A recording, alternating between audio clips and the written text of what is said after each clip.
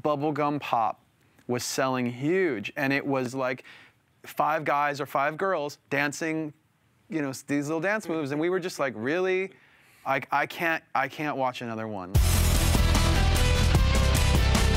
The first beats that I ever made were mashups. We didn't sound like anybody else. They don't know what they're getting into with me. It's a very visual record. Everything is about timing. Linkin Park fans are Linkin Park fans because they get that. Thanks for coming, guys. Our pleasure. You're on the record with Fuse. 1,000 Suns, last album. It's kind of deep album when you sample J. Robert Oppenheimer, Dr. King, and Mario Savio, the workers' rights activist. And you're taking a title from J. Robert Oppenheimer, the man who created the nuclear bomb. What are you trying to say? It wasn't accidental, but it was very just like, almost like drawing on a notepad when you're on the phone. You know, that's how we wrote a lot of the music on this record. There's stuff in here that seems to point at a fear of kind of like destroying ourselves. We didn't set out to write an album about something. We wanted to write something that was more creatively and artistically presented as a single album that's meant to be listened to from beginning to end. Not necessarily an album about nuclear war. It's hard to write an album that asks people to listen to it from beginning to end in the era of the iPod. Especially right Everyone now. throws it to the shuffle. That's right. Right? I mean, so the sequencing matters, but are people getting it in that way?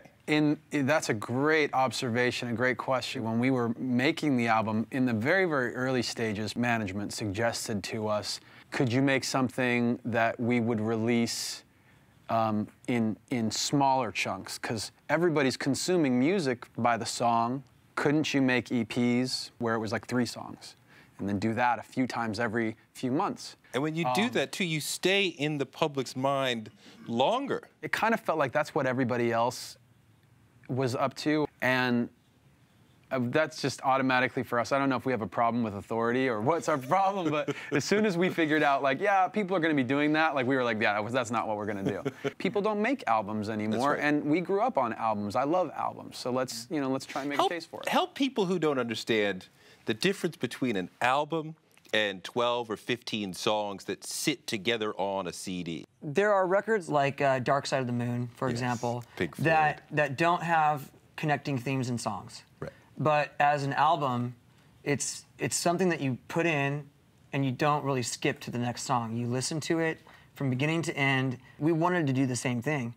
Where there are records that are concept albums like Tommy, for example, where there are themes throughout the album that are specific to the story that they're trying to tell. That was not what we wanted to accomplish with this. And part of the way you created it is through automatic writing, because that's how you get to be artistic, and we have a goal, but it's not a hard goal, and we just sort of let things just happen, and you get into your subconscious, right? If you've never seen it done, or if you've never done it yourself, it's kind of, I feel like it's a little hard to imagine.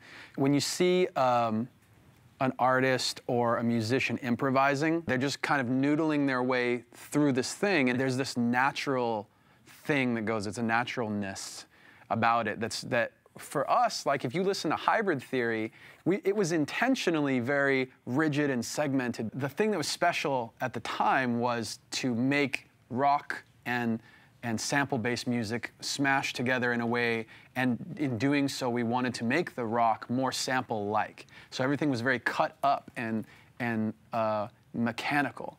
And on this record, I feel like some of the music went super, like even further into the mechanical, but we wanted the lyrics and the human element to be as human as possible. So the automatic writing allowed for that. Every part of our lives, even conversations, are automatic. For some reason, when you play a track and you're supposed to think of a melody and then think of words that go with that, all of a sudden, all of that natural being vanishes, and it takes you out of being just normal and being natural and puts you in a very unnatural place. Did you hear about how we actually arrived at the automatic writing thing? Was it from Rick Rubin? Yeah. Yeah. So tell me about that, because Rick Rubin is one of the great producers of all time. I agree. Definitely. Every record that was important to me was one of his records. A lot of times when we do a demo, we'll do a scat vocal performance, which is exactly that improvised type of thing, like blah, blah, blah, blah, blah, blah, blah. So we had that on the track, and we started writing words to it, and we didn't like them. We scrapped them. And so we asked Rick, do you have any advice?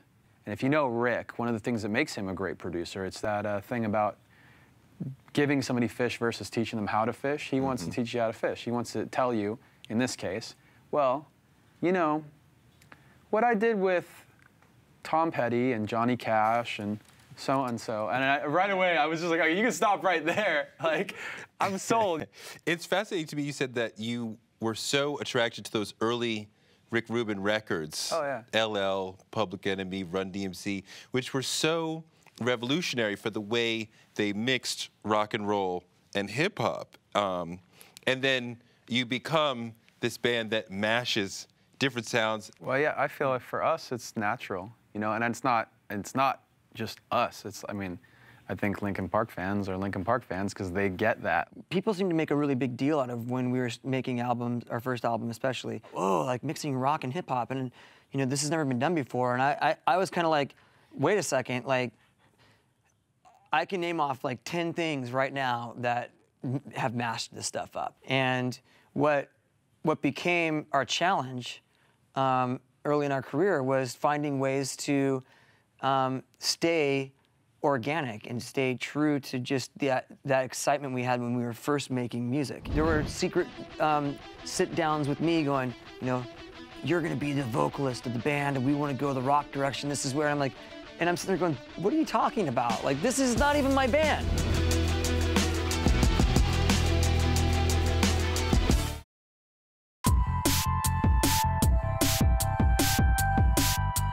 There's not too many groups that I can think of who have two vocalists who come from very different aesthetics. And just how do you make it work? It's almost like an accident, you know? Planets aligned. It's funny that we even met because the band, when we first started, another guy was our singer. When he and the rest of us, went separate paths, we were just with me, and we kind of knew, we always knew that we didn't want to be a band with just me in the band. You know, we wanted a singer. When he first came in and started singing for the band, we didn't even know each other. So you start from a musical place, not a personal We started place. from That's exactly right. It was very strange.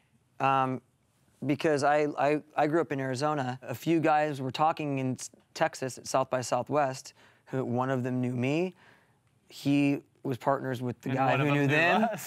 And it was at that time where, you know, they were like, we really need to find this singer because these guys had a lot of energy and excitement about them at that time. Dude, if you think about it, it's almost like a matchmaker, like somebody who's like, oh, like, well, he's looking for somebody and they're looking for somebody. We should get them to go. We should get them to talk. And they were like, it was basically like a blind date. The guy who was a guy on our end was like, yeah, you know, I know you guys need to find somebody, and we heard about this guy, and so you know, we got in touch with Chester. And musically, I think the earliest stuff was really like challenging and fun, going from like something that was a really like rough sketch to something that sounded like the band. We also ran into issues from the industry because what we were doing was so different from even bands that were like us. We had conversations where they were trying to just make Mike a keyboard player or not in the band at all. And there was, you know, there were secret sit-downs with me going, you're gonna be the vocalist of the band and we wanna go the rock direction, this is where I'm like, and I'm sitting there going, what are you talking about? Like, this is not even my band. Like, I just got here like 9 months ago. Hybrid Theory comes out, sells 5 million first year, biggest seller of the year, and sells 5 million in the years after that. How did you get your debut album, when nobody really knew who you were, to 10 million? Everything is about timing. We happened to create something that talked to a lot of different kinds of people. You have a song like Points of Authority on the same record with In the End. If you played those two songs separately, it wouldn't seem like they'd fit somehow on the same album, but we made them work. But it's also about touring incessantly, being smart about the business, you know, mailing stuff out to people, being your own street team? At the time when Hybrid Theory came out, we were still doing real snail mail mailing lists. Email hadn't caught on yet. So that's just funny to think about. Right? But we sent out our samplers, our album samplers with 2 songs on it. We sent those out. Half of them were CD, half were cassette. And the fans got them and passed them around and dubbed them, and everybody made copies, whatever. Like Chester said, there's a lot that has to do with timing. Like, we can't ignore the fact that that was a time when pop, just bubblegum pop, was selling huge, and people like ourselves were sick of it. It's like all you would ever hear when you turn on the radio is like 5 guys or 5 girls dancing, you know, these little dance moves, and we were just like, really? I can't watch another one. There's still a lot of smart things that you do beyond just putting out great music. The Underground Summit, where fans can come and talk to you and touch you guys and, you know, play with the instruments. And I mean, that's a fantastic thing. And I'm like, why doesn't every band do that? When we started the band and we chose the name Linkin Park, we chose the spelling. There's a rumor that we chose it because we want to be next to other bands, another band in particular in the CD rack, which is utterly ridiculous. We wanted the domain. We wanted the .com. And it was really early on for that to be important to anybody, but we knew that if I tell you what the name of my band is and I tell you this is where it is and how it's spelled, that you can go there and go to .com and find it easily. You didn't, you know, it takes the step of like Googling it out of the picture, right? So we wanted that. And then we started the LP Underground, which was the fan club, which you're alluding to, and I mean, the Summit thing is strictly for the LP Underground. There's a lot of cool things that they can do at the summits. You know, they do things like we've had soccer tournaments with the fans, the Habitat for Humanity, house builds that we do. They hang out with each other. They get to play our instruments. They see where we hang out. They have dinner with Chester. No, I'm just kidding. Yeah, practically. I mean, but I mean, this is cool because when we were younger, it was all about the rock stars being mysterious, right? Yeah. And being untouchable, and you know, like you're not gonna run into Mick Jagger and like have dinner with him or whatever. Like he's living on a whole other planet. It's an effort on our part to properly communicate our appreciation to our fans for being there for us. You're not guaranteed the success of, you know, your last record on your next record. It's just not true. For us, we've taken some huge risks, and the fans have stuck by us. Take me inside the dynamic of this band, because it's 6 men. It's a lot of opinions. How do decisions get made? Back in the first half of our career, I think it was more like we were kind of just, you know, babies. Like we're just going around trying to, you know, playing hard and trying to just keep the ship afloat. By the time we were finished off the first record, we had played almost like 300 shows in a year. And that's incredible. So a lot of it was just chaos, like just trying to keep up. After the second record, I think we took a big moment to like kind of regroup, and we began basically opening up the creative process to every guy in the band and being really open with each other about what that meant. Is it a democracy? Yeah. Is there a leader? More or less. I'm a big Lakers fan, so it's kind of like we're the guys on the court. Is there a Kobe? Because the Lakers are not equal. So it depends on what we're doing. When we're writing in the studio, I think I'm leading a bit. This guy's Kobe. I'm leading in the studio. But when we do a video, it's not even a team effort. It's like Joe is the guy. Joe's Kobe. Yeah, Joe's the guy. When we play live, I'm Kobe. Yes. When, you know, it's like who's on our test? It's That's a great question. I haven't taken the analogy that far yet. But no one is Ron Artest. There can only be one. Yeah. Send it to Jay because I want to make sure he was cool with it, see where we were at, and his response back was, "Oh you know what I mean?" He was like, "I love it. Let's do whatever. Like it's great."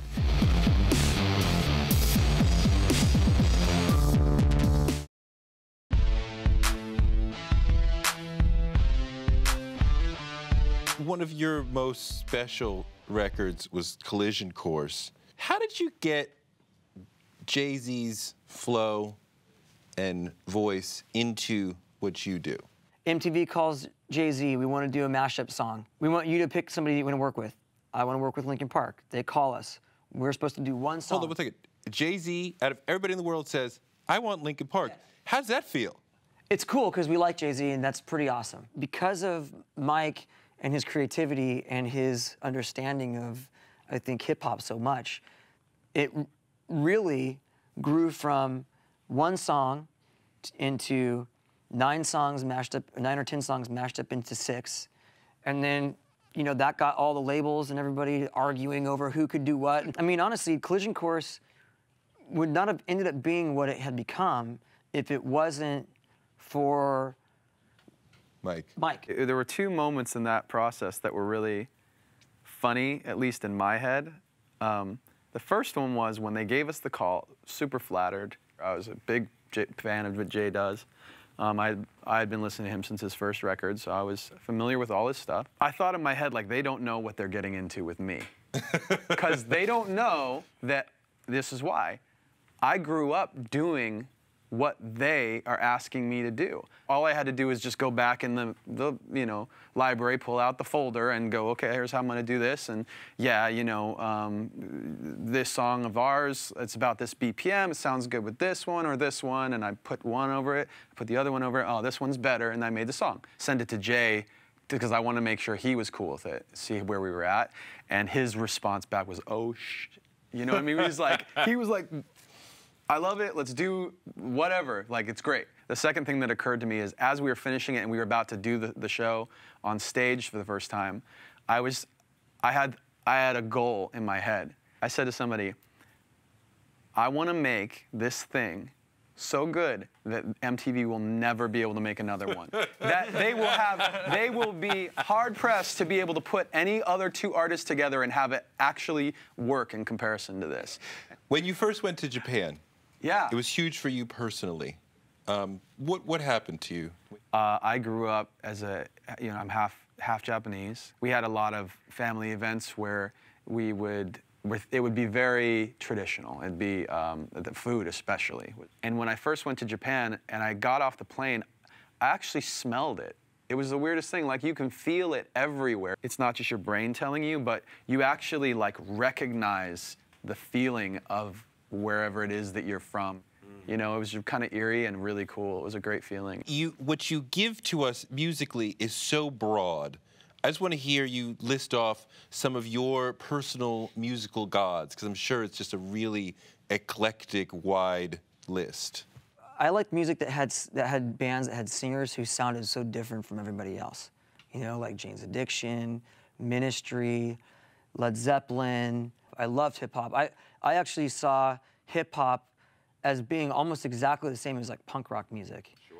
Because it was so, it was people telling you stuff you didn't want to hear, and it was in your face, and I don't like authority. And untraditional vocals. I'm a very antisocial person. You tell me I'm supposed to do something, I will put my middle finger up and I will go do the opposite. Just because I know that's what you don't want me to do. Who do you love? I love Rick's old records. Rick Rubin. Always been a big Hendrix fan. I love The Who. When I really came into, like, rock music, it was around the time of, like, Alice in Chains and stuff like that.